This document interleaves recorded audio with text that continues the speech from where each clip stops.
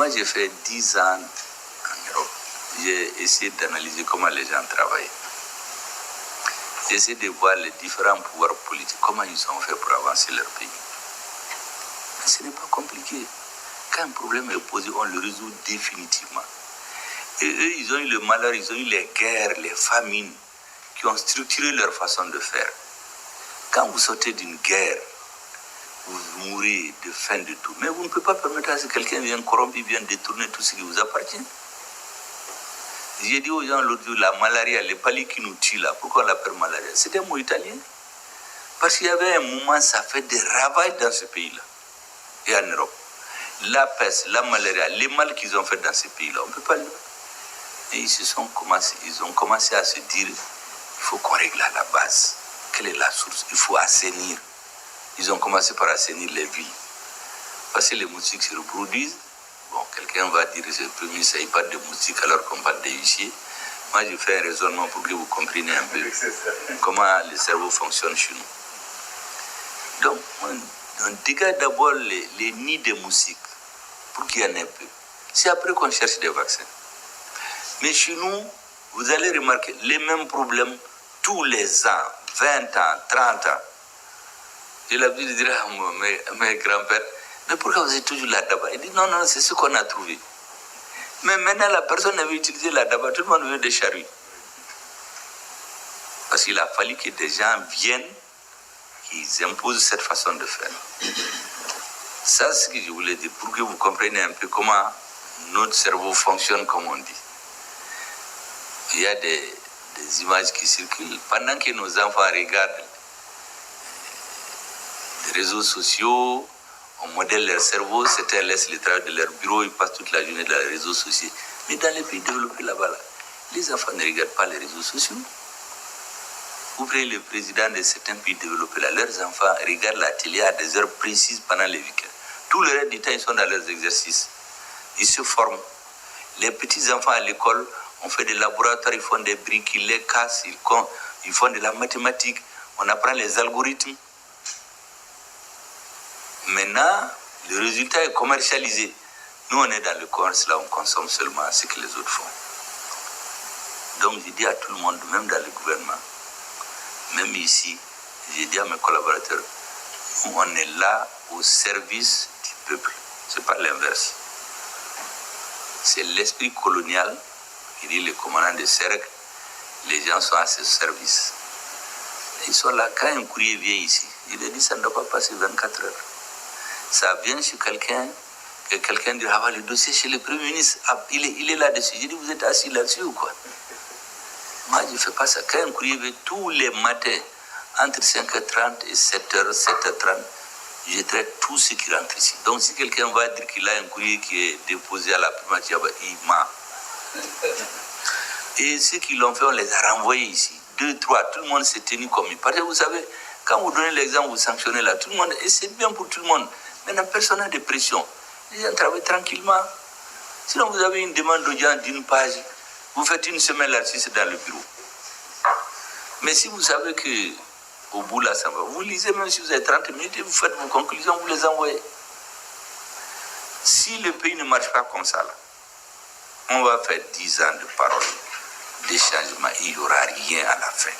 Et c'est les déceptions sur déceptions.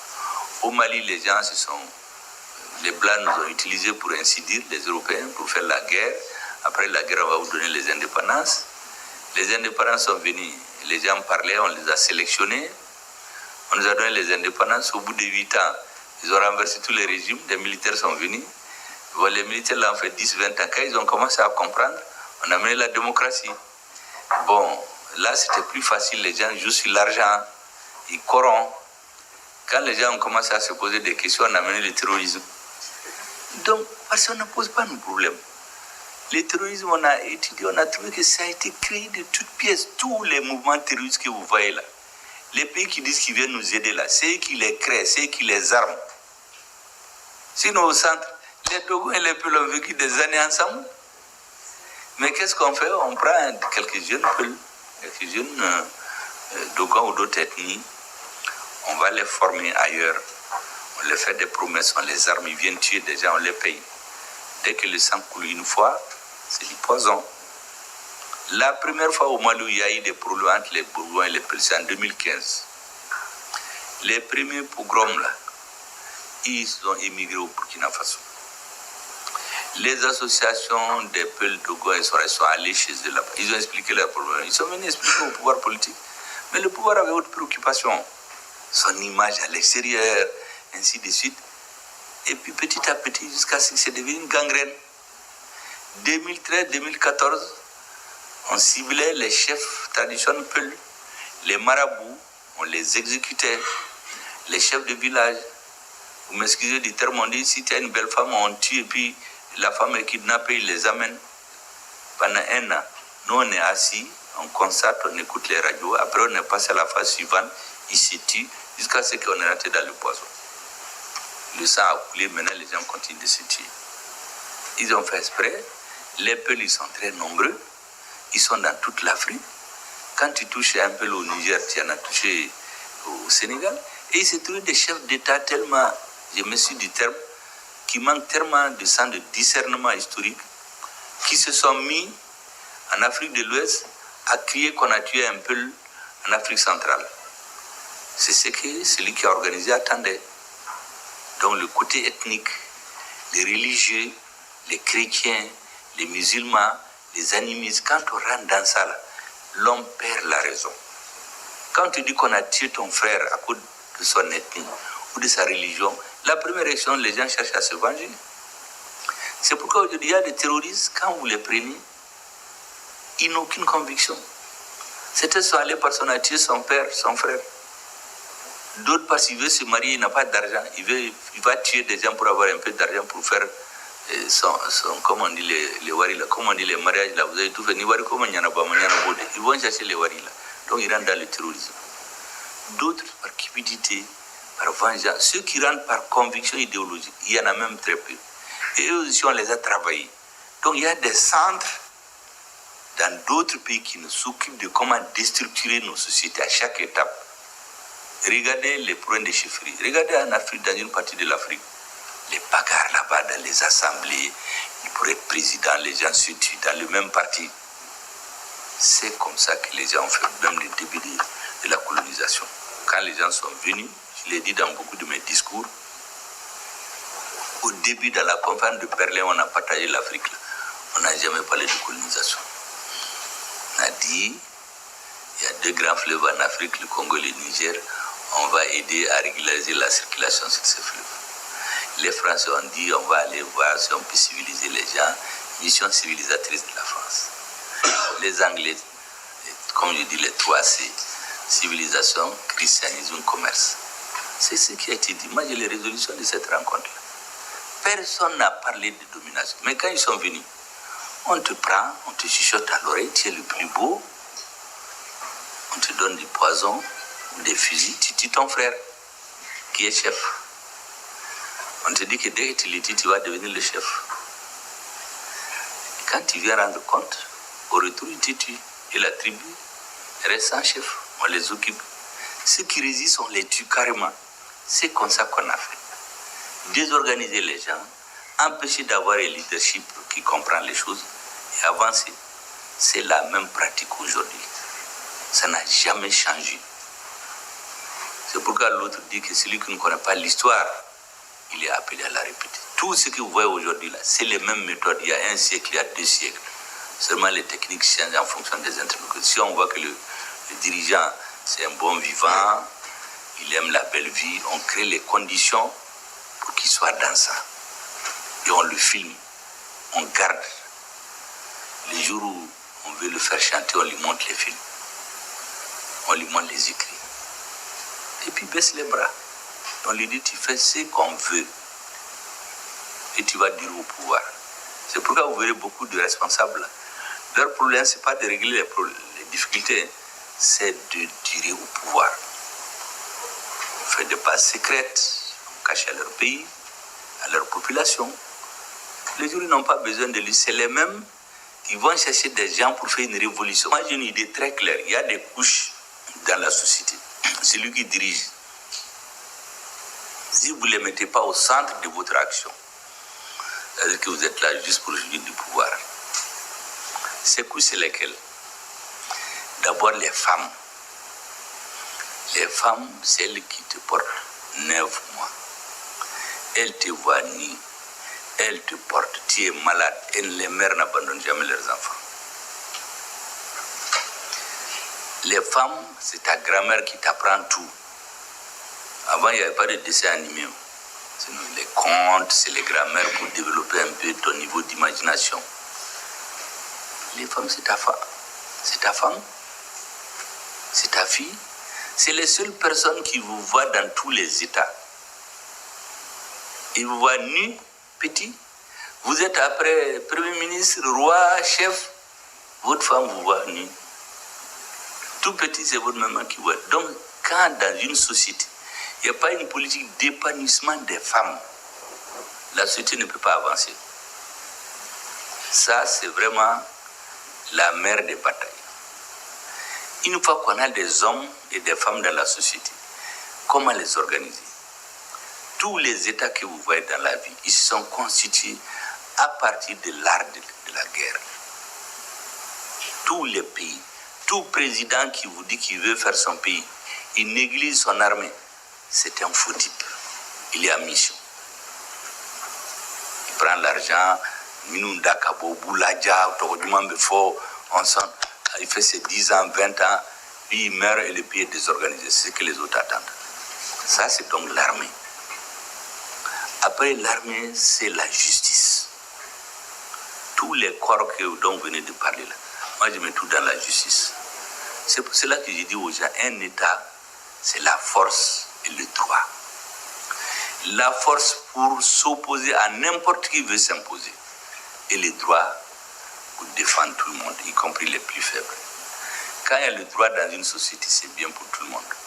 Chaque fois que quelqu'un perd un procès, il est mécontent. Mais s'il sait dans son intime conviction qu'il a perdu, honnêtement, c'est pas la même chose. Mais s'il y a l'injustice, ça désorganise la société. Il va chercher à se venger. Il ne va jamais oublier dans la vie.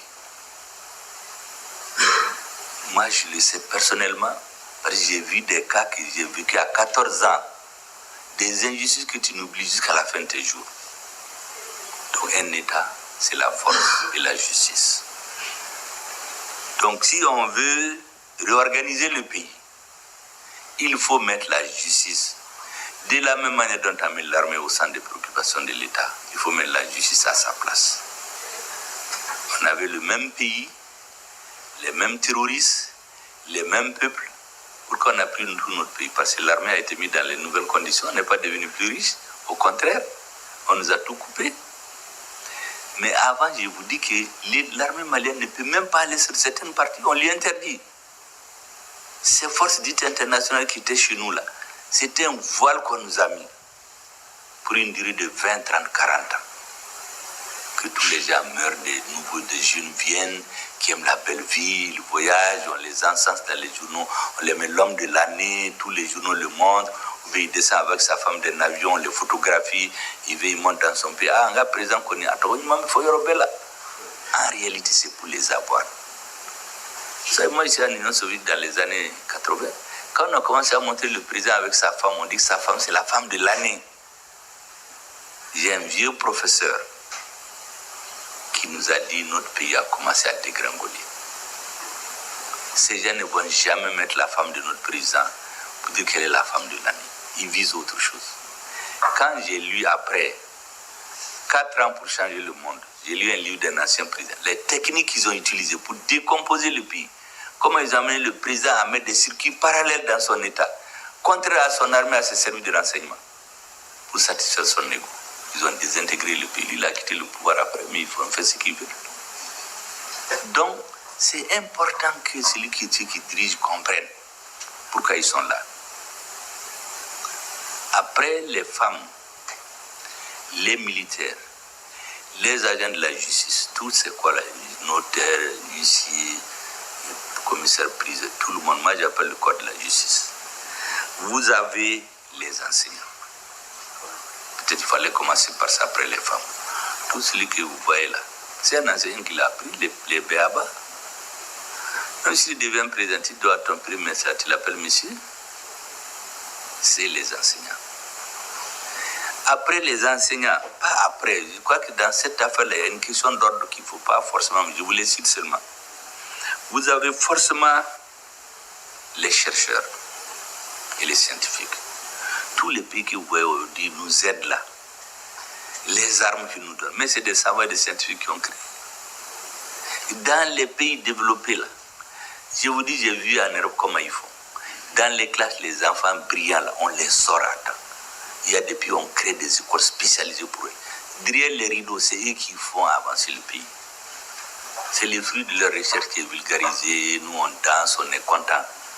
Mais en fait, c'est eux. Il y a des pays, vous savez, ils choisissent, vous m'excusez du terme parce qu'on est entre nous, on se dit la vérité. Et puis c'est mieux de dire la vérité que les gens comprennent plutôt que faire l'hypocrite et être gentil. Il y a des pays, ils choisissent des belles filles chez eux. Ils leur donnent des bourses pour aller étudier dans des pays bien visés.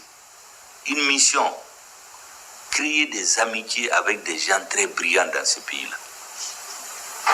Quand la femme prend une grossesse, vous m'excusez, on la rapatrie. Elle va accoucher.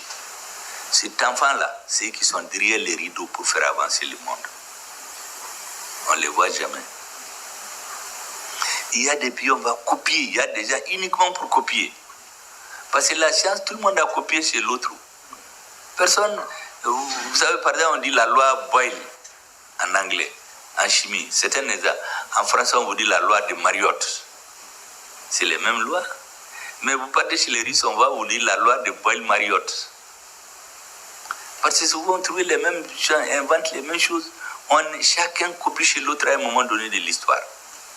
Il y a des gens chargés uniquement d'aller répliquer ce qu'il y a chez les autres et essayer de transférer chez eux. Il y a des gouvernements qui donnent des gros marchés. Peut-être 20 à 25% du marché. C'est le transfert de technologie. Vous venez tout faire chez eux pour que les gens apprennent. Dans 10 ans, dans 20 ans, ils vont se passer de vous. Mais nous, on ne fait pas ça. Donc, il y a les enseignants chercheurs. Je dis donc, les femmes, les militaires, la justice, les enseignants, les chercheurs, c'est eux qui font un pays. Quand un gouvernement met ceci dans les minimums nécessaires, il peut s'imposer. Peut-être les 5 premières années, ça ne va pas marcher. Les 10 premières années, mais au bout de 10, 20, 30, 40 ans, le pays va commencer à voir le bout du tunnel.